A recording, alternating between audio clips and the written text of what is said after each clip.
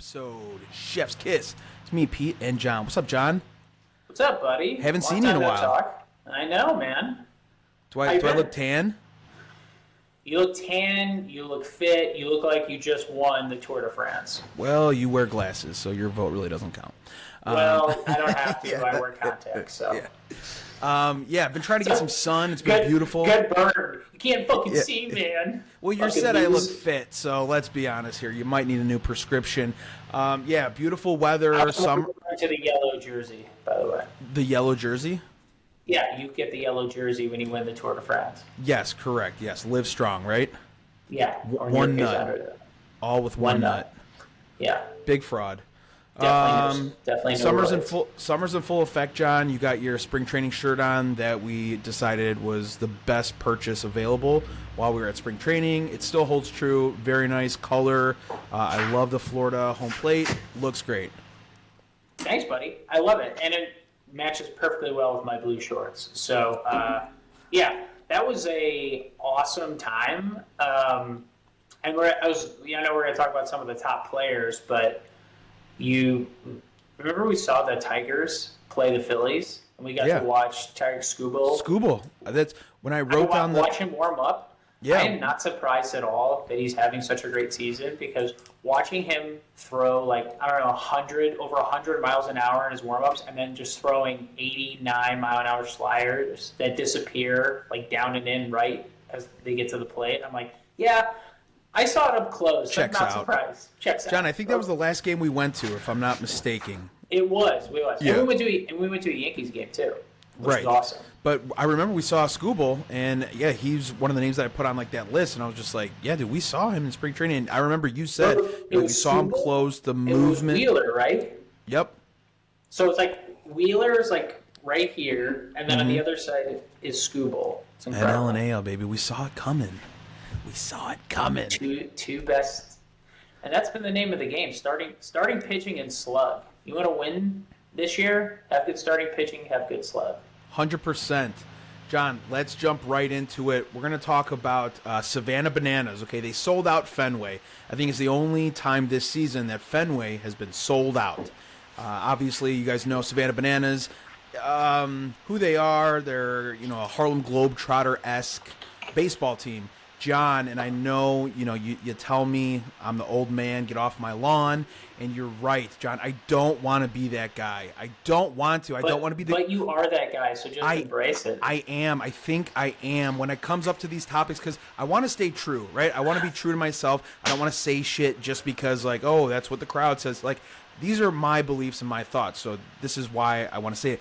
But I am a little bit of that guy.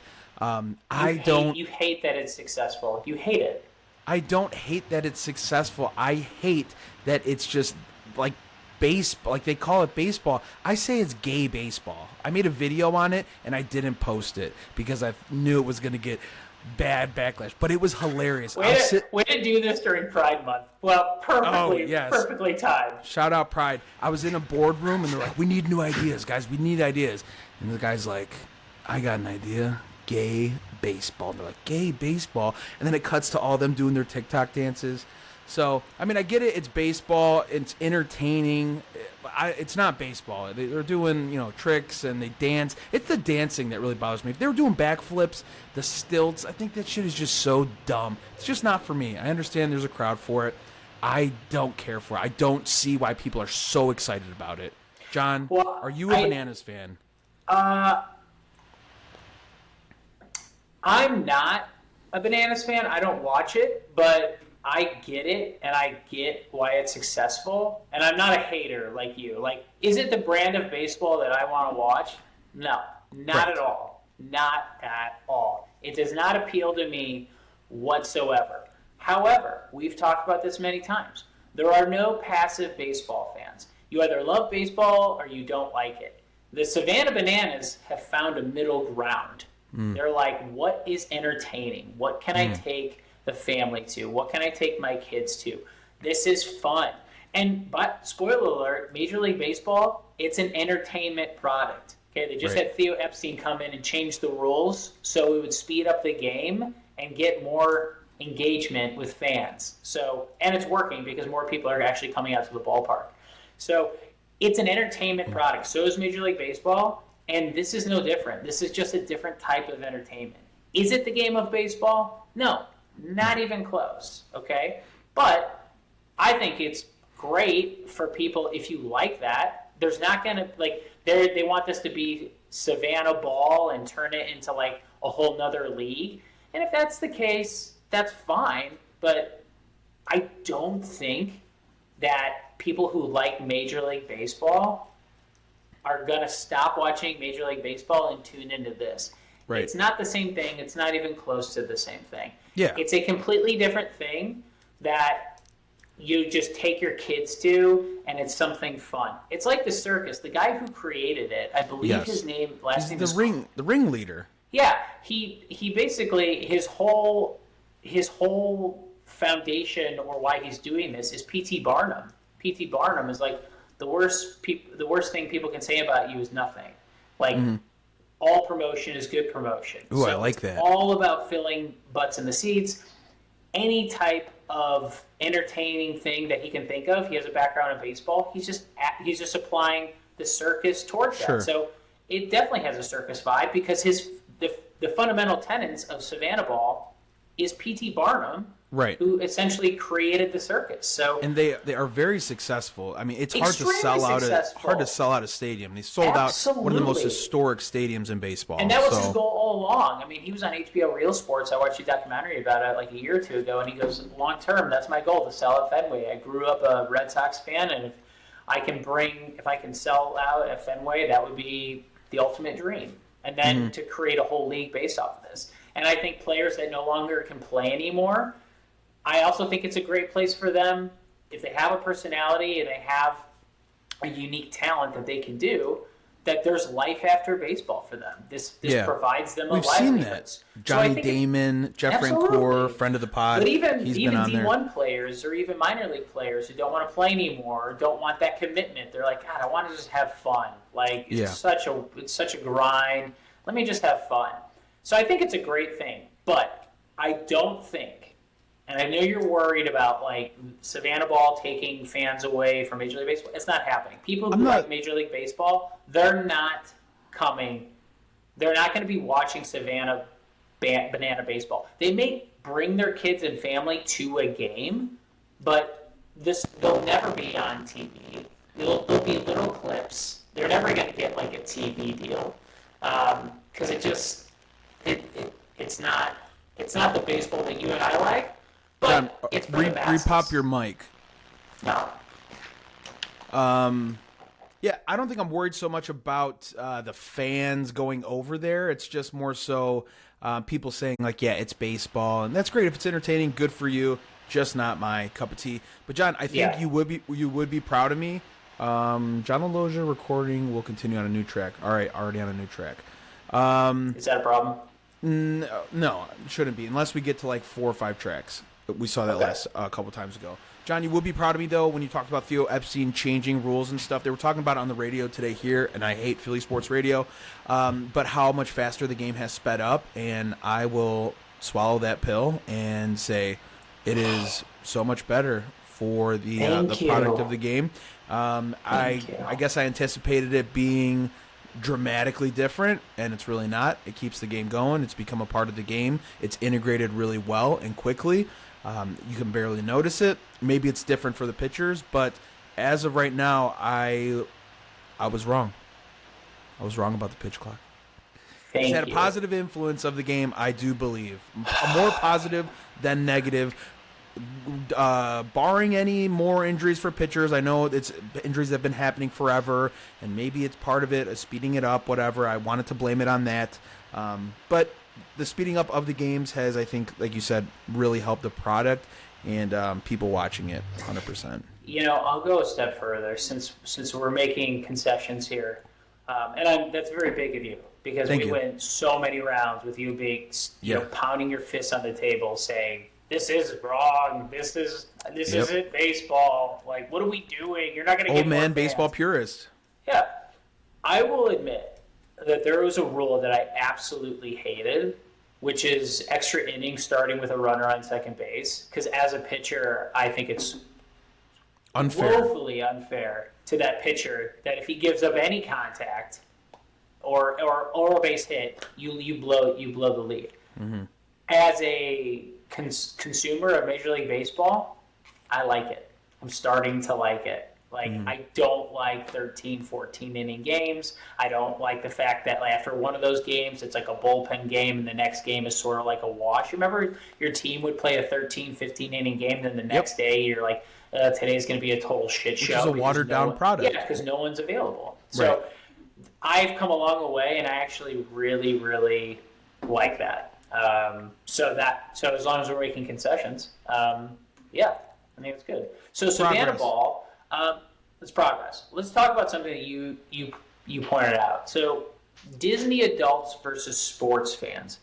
What's more weird? And we say Disney adults, like people that are enamored by Disney, want to be princesses, travel there by themselves without children. I think I'll go ahead and say that's weird. Traveling to Disney World as an adult without kids, that just screams, I'm gonna keep my kids away from you. If I saw a single adult at Disney World with no kids, I'm keeping my distance from that person. Okay, but now, not a single adult, a couple. What about a couple, John?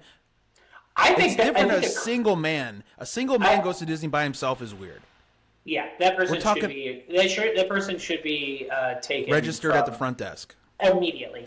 But as a couple, also weird that they do that. But you know what? It's their thing. It's their thing. Like, I don't think it's any more weird than a diehard sports fan. You know what I mean? I mean, we talked about it too. Like, we love a player when he plays for our team, and then he gets traded the next day and he plays for a different team, and now we hate that player. Jerry Seinfeld has a great bit about this. He goes, "We're rooting for laundry. Like, we love one player one day, the next day he gets traded, now we hate them." Yeah, I saw the TikTok of this guy, and he was defending himself, and he was just like, why are they called Disney adults? Why aren't they called sports adults? Why aren't people that like sports called sports adults? You played as a child. You don't play anymore, but you're just a sports fan. You're not a sports adult. Like, why? I like Disney as a child. I still like it now. But why am I a Disney adult? And granted, dude, like, I don't give a shit. Disney's cool, whatever, but I'm not a Disney adult.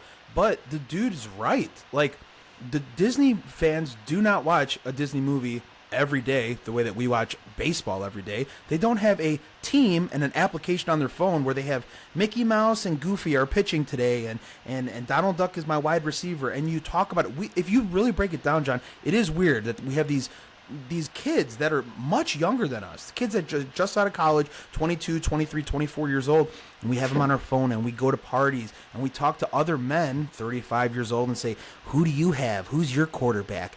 Do you want to trade my wide receiver? Like, when you break it down, it is a little weird, or not weird, but just no more weird or less weird than the Disney adults. It's fandom. You know, I'm watching a documentary right now on... It's called Ren Fair. It's about like people that run Renaissance fairs. Okay, and LARPing. It's like they live in medieval times. Like, and I'm thinking about it. I'm like, you know, this is not my cup of tea, and it's fascinating how crazy they are about it. Like, really getting into it. And I had to catch myself because I was like, God, these people are nuts. And then I'm like, you know, and then as I'm watching it, I'm on a WhatsApp with my softball team, and we're going through our advanced stats for recreational softball, trying to figure out lineup construction for a recreational softball. We have OPS, and one guy even said, hey, we play different fields. Is there a way to do OPS plus? I was like, guys, this is getting ridiculous. And to your point, when we went to spring training with the Phillies, we saw grown men in their 50s and 60s wearing the jerseys of the players on the field. Bryce Harper, Alex Bowe. So what are your thoughts on that, John? Because that's another... So dressing up as a character, it's no different than someone wearing a player's jersey. And what are your thoughts on that? Because my dad is very big on it, right? He's a old school Italian guy, right? You don't ever wear another man's name on your back. And that's how I grew up, right? It was always like, don't wear that jersey. I'm never going to put another man's name. He must be so disappointed in you. You have so many jerseys. I really don't. I haven't. I don't have that many jerseys, but I just bought 3 on. Someone told me about DH Gate. Do you know what DH Gate is? No, what's that? It's a website from China, and they're like cheap jerseys. I bought 3 jerseys. I brought an AJ Brown Eagles Kelly Green jersey. I brought a Bryce Harper throwback maroon and blue jersey, and I bought a Road Cubs Shota Imanaga jersey. It's like $100 for 3 jerseys. I was like, that's awesome. DH Gate, check it out. DH Gate. Okay, I'm definitely gonna check that out. I grew up like that, and I was like, oh, don't ever wear that. And as I get older, I'm like, it's not that deep, dude. It's not that deep. I understand the guy's younger than me. It's a jersey. I'm a fan of his. I watch this game every day. He plays the game that I love, and he's on my favorite team. So I'm going to root him on. I'll wear his jersey. Some people are like diehard. They're like, you shouldn't, that's so fucking beta. And I'm like, it's not that deep, dude. What do you think of that? I mean, you wear jerseys, right? I used to wear an Aaron Rodgers jersey until he went insane, and now it just sits in my closet, and I'm never going to wear it again. But yeah, I wore that for years. Like how insane is it that I would wear the jersey when I lived in Chicago in my 20s, and I'd wear it out to bars. So I wouldn't even be at the game. I'd be at a bar with the jersey watching the guy on TV. So it's no different. It was on game day, right? Of course. Okay. No, it was just on like a Tuesday afternoon. I was going to say, we can draw the line somewhere, right? Yeah, absolutely. But I don't think it's any different. You like what are you into? You like Star Wars, nerd culture's in. You like Marvel Universe. You like stamp collection. And now that we have the internet, nothing's weird because you have a whole community that's into that. You just need to find your community, which I think which I think is good. Some of it though, we need to rein it in a little bit. All right, let's move on.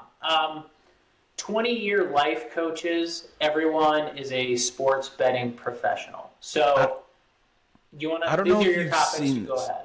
I don't know if you've seen this on social media, John, but I have seen a lot of life coaches, and they're young. I don't want to take advice from anyone who's younger than me. Yes, these kids don't even have any hair on their peaches. You know what I mean? And they're like, you can't give up. You have to stand out from the crowd. Don't be like everyone else. And you have to, like, that kind of stuff. And I'm just like, dude, you just got out of college. You don't know anything. You haven't gone through any of life's hardships. Don't be preaching that stuff. And again, goes back to like the old man stuff. And I don't want to just talk about that all the time. But I see this stuff. And the same thing with the sports betting. You see these kids in college, they're like, we just dropped a free play. Go to my Discord. We're going to be dropping free plays all day. You can join our Discord for $10. And I'm just like, dude, you're in college. Like, you don't know fucking shit about sports betting or anything.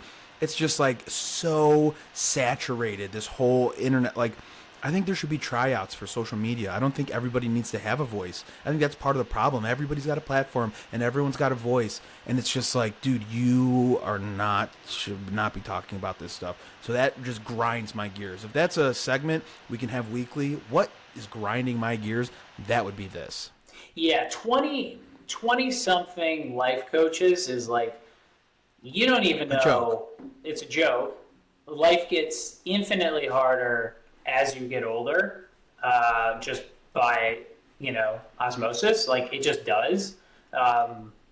And so that's hilarious. I do feel how you're feeling. I have to fight that, though, because every day... It's negative. I get, especially being in Naperville, seeing all these young kids, like downtown Naperville or whatever, with their, like, high, mid white socks and white tennis shoes and their shorts, and that's what's in now. And same haircut, same thing, everything. And I'm like, I have to fight being the old man, get off my lawn, like, you kids don't know shit. But I gotta fight it because I want to be like, you don't know what the fuck you're talking about. You don't know anything. Some kid on our softball team was talking shit about... There's a lot of swag coming out of Hallis Hall. They're making Ferris Bueller's Day Off videos, and I've been quiet about it for the most part. Talking about, Caleb Williams is amazing. And this kid's like 24, and he's talking shit about the Packers.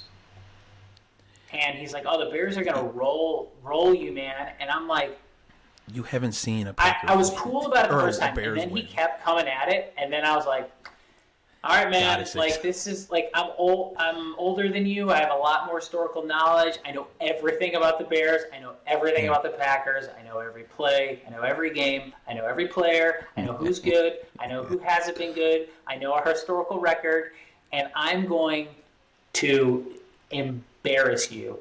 And I just, and actually, one of my buddies side messaged me, and he's like, dude, he went a little hard. Went a little hard on him. Because he never talks about it anymore, and he loves the Bears. And now I feel bad.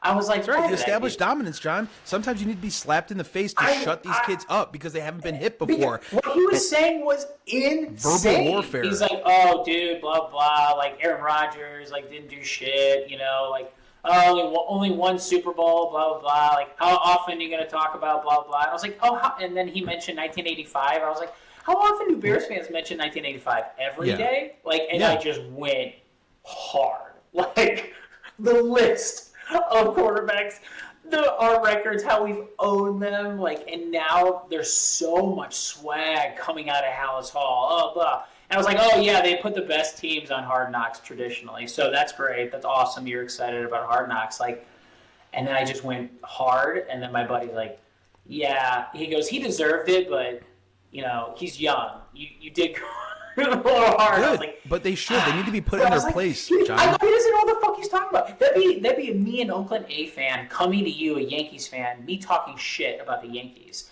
Right. It's a franchise that the best thing about them is they created one of the greatest sports movies of all time, but have had absolutely zero success versus a franchise that has 27 World Series championships.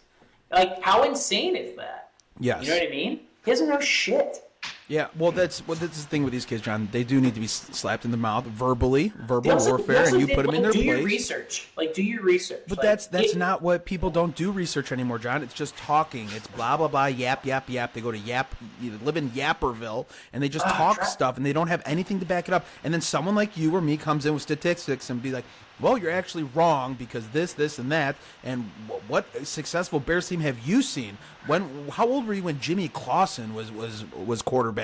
Yeah, and then they're just we're going back to Sid Luckman. You know what I mean? Yeah. Like what are we doing? Like, oh, like Favre sucked. You know, like Favre sucked and only won Super Bowl. Blah blah. I'm like, do you know how terrible your team is? Like, do you know how fucking awful your team is? Like, we're gonna fucking roll you guys. Like, and you think Caleb Williams is gonna save you? Good fucking luck, man. You know what I mean? I just had it. I had it. You should. Let's talk about that since you were talking about the swag that's coming out of Hallis Hall, John. Dude, it's a lot. I know they're excited. Well, they need to Hard fucking Knocks. chill. Yeah, they need to chill. Nothing has been proven. You haven't proved anything. You have a very good squad on paper, which is exciting, especially for a team who hasn't done anything in recent memory, long memory. So you can understand it a little bit. But, yeah, I can see how that would be infuriating to other fan bases. And obviously you see it there because you're living there. God, it's all I ever hear about. I saw a guy walking downtown. Pop that mic. Good. No. What about now? Yeah, it sounds like a robot. Sorry. We're back. Awesome. I saw a guy. I always talk quieter when I come back on. I saw a guy wearing one of those campaign shirts, like 2024, like the running mate, and it was Williams Adunze 24. Mm-hmm. And I'm like, dude, like, and then they probably sold a ton of those. Of course, I get that they're excited. I'm glad that they're excited. I don't want to be a hater. My son's probably going to be a Bear fan. My wife is a huge Bears fan. It's great, but have a little bit of humility. Like, to come out and say the tide has turned, this guy's going to change the franchise, we're going to finally kick the shit out of the Packers. I'm like, careful. Did you see the Packers in a rebuilding year? Right. And another year with Jordan Love. It looks like we got a pretty good quarterback. We got in the playoffs. We beat you in Week 18. We crushed Dallas on the road, put up 40-plus points, and we were one play away from beating the 49ers on the road. So, careful. Like, you really want to come at us with this? Like, we have a really good coach. We got a new defensive coordinator. Like, again, not knowing history. Objectively, John, I think the Hard Knocks is going to be fun to watch because it's going to be awesome. I can't. You have the most hyped up quarterback, that the Bears have, coming out of the draft, number one pick. I've seen some of those throws and OTAs. Like those things are on the money, and it's off platform. Like I know it's guys in shorts, and it's not live game, but. Dude, I saw him at USC. I thought he was an absolute stud. And I talked to you about that for a while. I go, you draft him. He's one of the best college quarterbacks I've seen in the last, 10 years. But the fact that the cameras are there is a huge distraction. That's why no team wants to be on Hard Knocks. Because it is a huge distraction. They want to keep things in-house, and you can't do that when you have cameras set up everywhere. So that's going to be interesting to see how they come out after going through all that stuff. And it's going to be fun to watch. There's going to be so much content around the Bears, like when those episodes drop on Tuesdays on HBO. People are talking about it now. My Alex and I are going to watch every episode. She's so excited about it. Yeah, I don't. Which is great.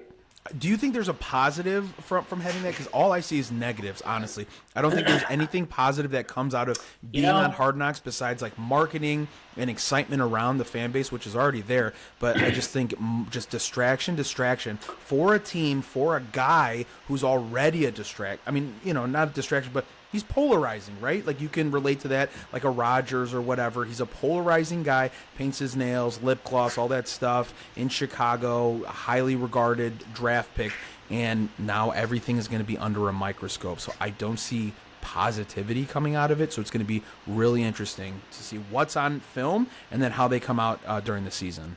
Yes, traditionally a good team doesn't do Hard Knocks. So conventional wisdom would say this team is not going to be good. But as I think about it more, what they're doing, they're no offense to Bears fans, it can't get any worse. You know what I mean? You got great picks, lean into it. Fuck it. We got great players. We're a young team and we're unproven, but we're gonna go out there and we're gonna sling it. And we are confident. And I think it's great. You know what I mean?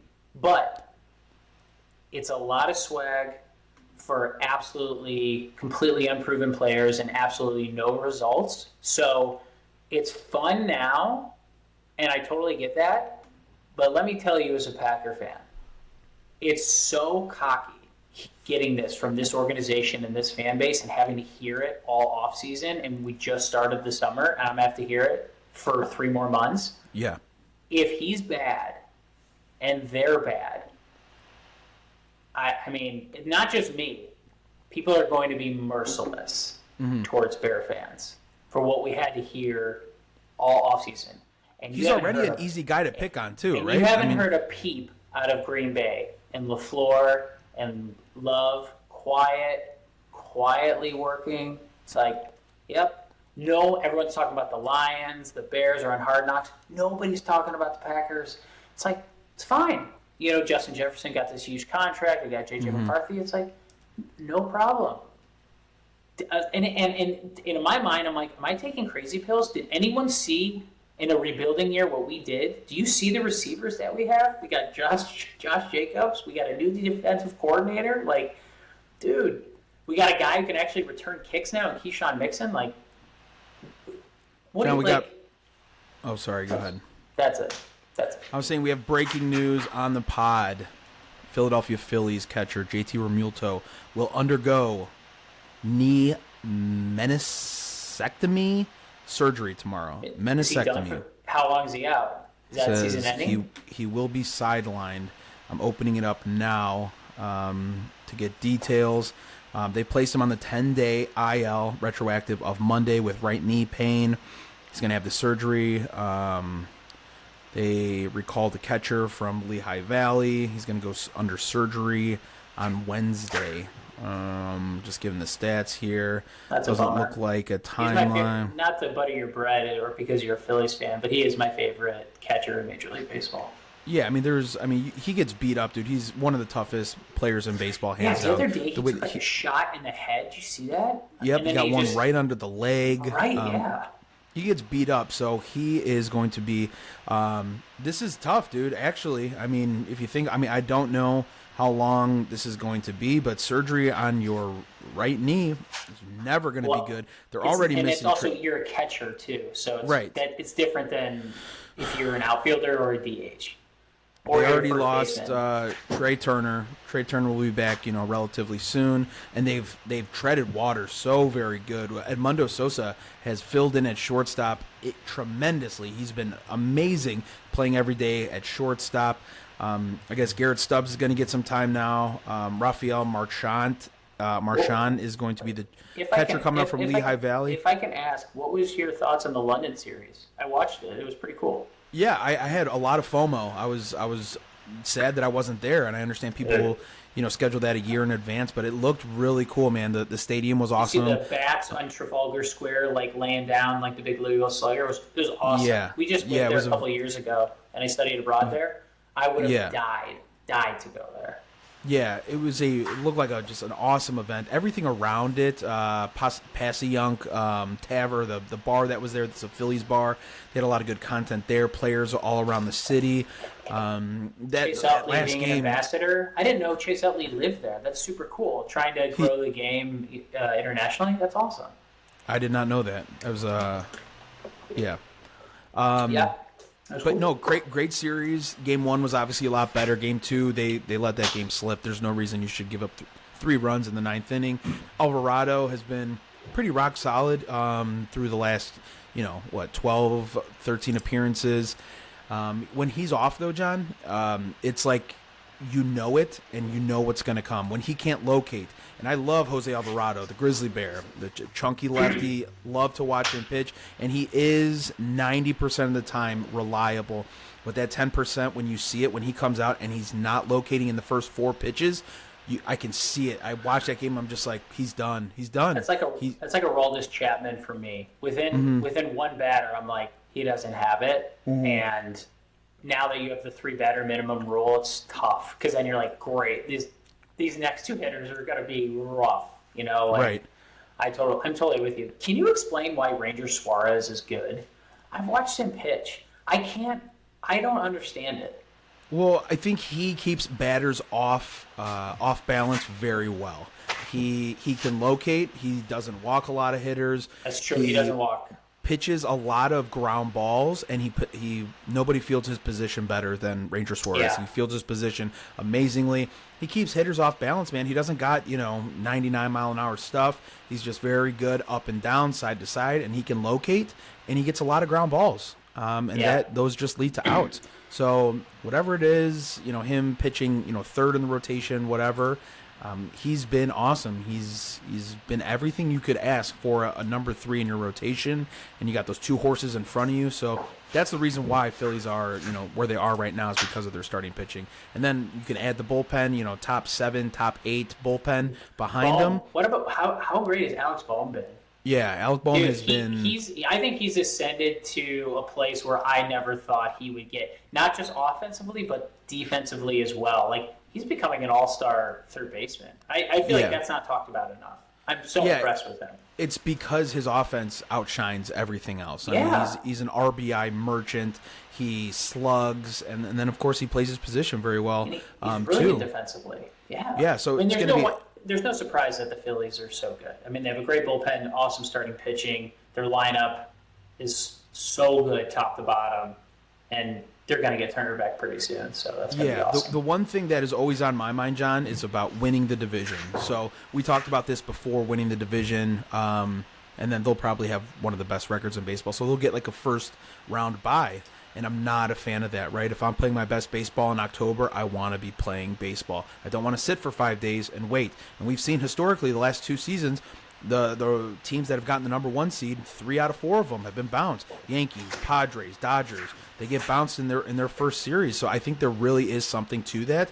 And of course, you don't get a ring for winning the division. I don't care about the division. And we've seen over the last 2 or 3 seasons with the Phillies when they get that wild card spot and they make a run deep into the postseason. So curious to see if they do win the division and they get that first round bye. Might have to cut up this clip and see. I hope not, but it could be detrimental. We'll see. Sure. All right, I'm going to do rapid fire real quick on a couple topics you had. Biggest starting pitching surprise so far this season: Tarik, Skubal, Cole Ragans, Shota, Imanaga, Ranger Suarez, Reynaldo, Lopez, Tanner, Houck, Chris Sale, Jared Jones.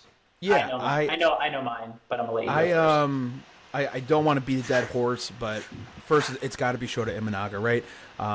Just because the prize possession was Yamamoto coming out of the off season. Everyone's who's going to get Yamamoto, and Shota was he was positioned as a 2-3 guy in your rotation, and he's been the ace for the Cubs, and more importantly, he should have more wins because he doesn't get the run support that he deserves. So he could even have more wins under his belt as well. So he has been a huge surprise because he wasn't so highly regarded coming from Japan. So that has been obviously impressive and exciting. But my other one would be Chris Sale. So we know Chris Sale has got the stuff. He's injured a lot of the time. I drafted him in our fantasy league because I was just drafting talent, and he has been awesome. He's obviously on a Braves team. That's great. But I even made a couple videos, was like, this guy, don't forget about Chris Sale. Chris Sale is still that dude, and he's proved it over the last couple of months that he's still got the stuff. He's in an awesome lineup. He's pitching on a great team. So those 2 lefties, I think, have been most impressive to me thus far, and probably because I watch them the most as well. Yeah, I would say Shota too, just by the way he pitches. And we just talked about Ranger Suarez, like getting ground balls. Shota's a fly ball pitcher. So someone who doesn't have high velocity, who doesn't throw ground balls, I think is even more impressive. And what he does is he throws his fastball, which is 93 to 94 at the very top of the zone, and then works his splitter down below.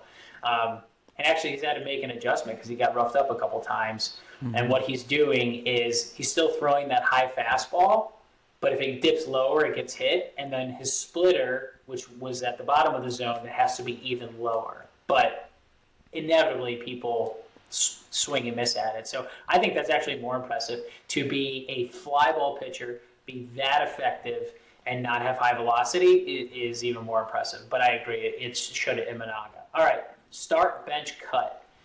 Aaron Judge, Gunnar, Henderson, Bobby Witt Jr. I have my answers, but you go first. Yeah, this is obviously really hard, right? I'm going to start Aaron Judge just because he's, just having an all-star or an MVP season so far. I know he started slow. He leads in WRC Plus and WAR, of course. Started slow, right? We know he started slow. Doesn't matter. He got so hot and remains hot. And just plays in a potent offense. Yankees are first in the AL East. He's just so dangerous. As long as he can stay healthy, I would start him. And then obviously the next one's kind of like a toss-up. You really can back it either way. But I'm keeping Gunnar Henderson on the bench. I think he's been so impressive. I think he has the second most home runs, if I'm not mistaken. He had one yesterday, 3 hits. If you look at his Baseball Savant page, it's all red. Everything is red. Exit velo, top 2% in baseball. Expected slug, top 5%. His WOBA's top 2. Ex-WOBA 4. Hard hit percentage, top 2% in baseball. He's in the top 2, top 5% in so many of these advanced batting statistics. So impressive, again, for a very exciting young Orioles team. A kid who has 3 seasons. Well, two seasons, not even 2 full seasons. This will be his 3rd season. He's been so fun to watch. He's great for if you like betting anytime home runs. And then obviously, I would cut Bobby Witt, and that's I'm going to disagree with you there. So you're just pop your mic one more time. No. No, no, no.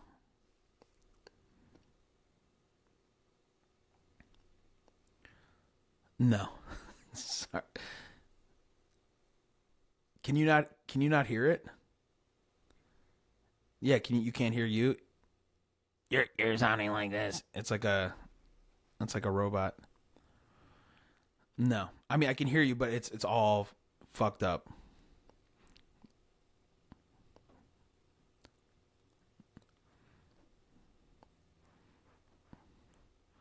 No. Still the same. Pop it. Just add another track.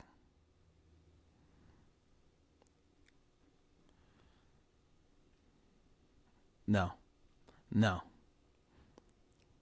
You have to pop it. It's still the same. I hope you go back and listen to what it sounds like so you can hear what I'm hearing. I can hear you, but it's still fucked up.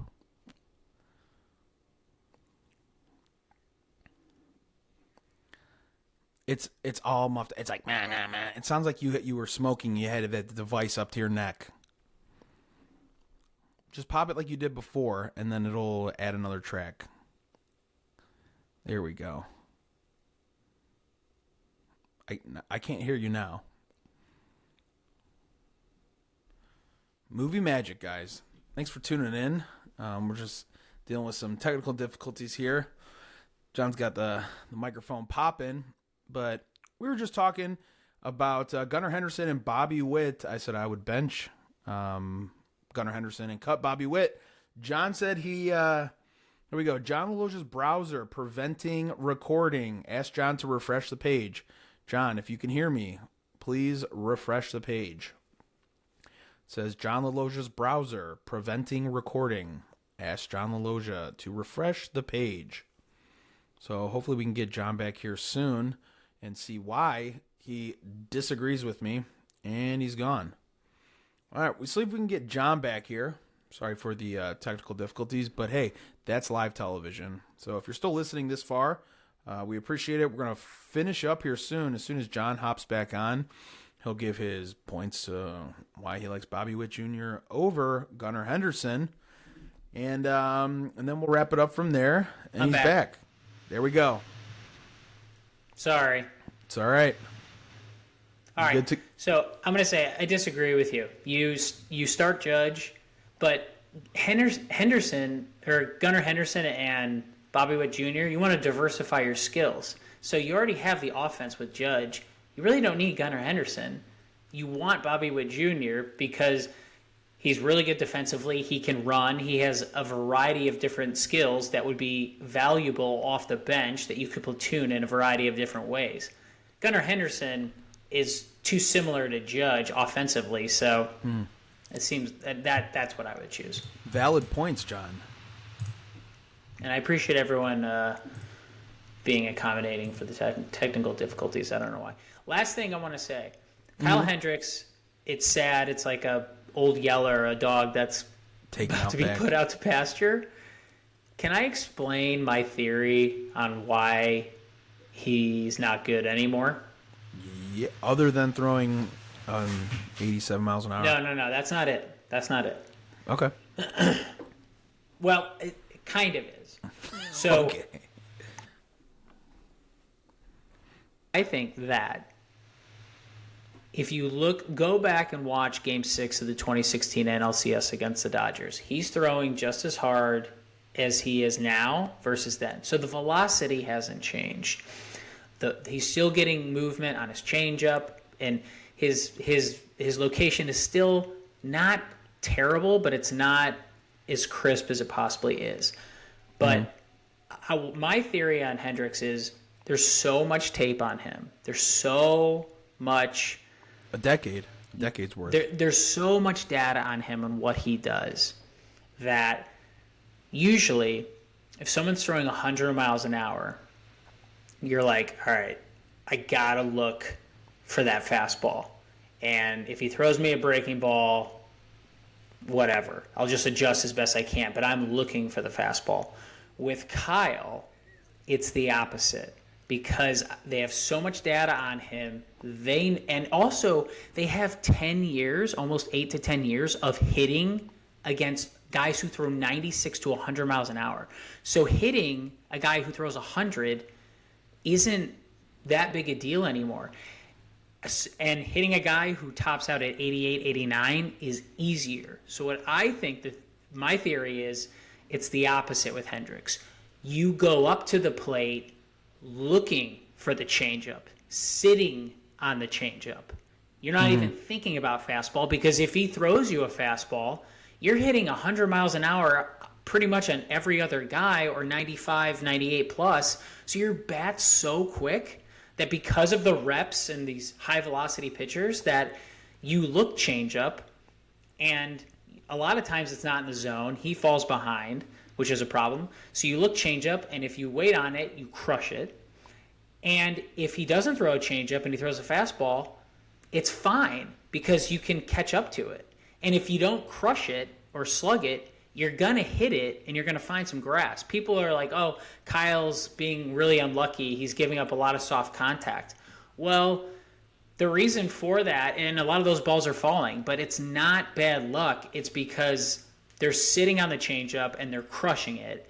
And then if they get a fastball, their bat has been trained so quickly because they've been hitting off 100 miles an hour that they can easily catch up to it and slug it. And if they don't slug it, they can make decent enough contact where it's going to fall and find a spot. I think that's why. And I just think, I mean, count more like that, especially with a large sample size. I think Shota, over time, that could happen. I think he's newer, and I think that helps him. And he throws a little bit harder, but I don't think Shota has a long lifespan either, which is sad. Well, that's remained to be seen, right? And I think tunneling goes into that too, right, John?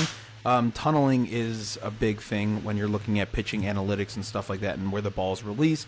And, Pitching Ninja does a lot of those overlays that really help you look at how hard it is to track these balls and how much different they end up in the strike zone from where it's released. True.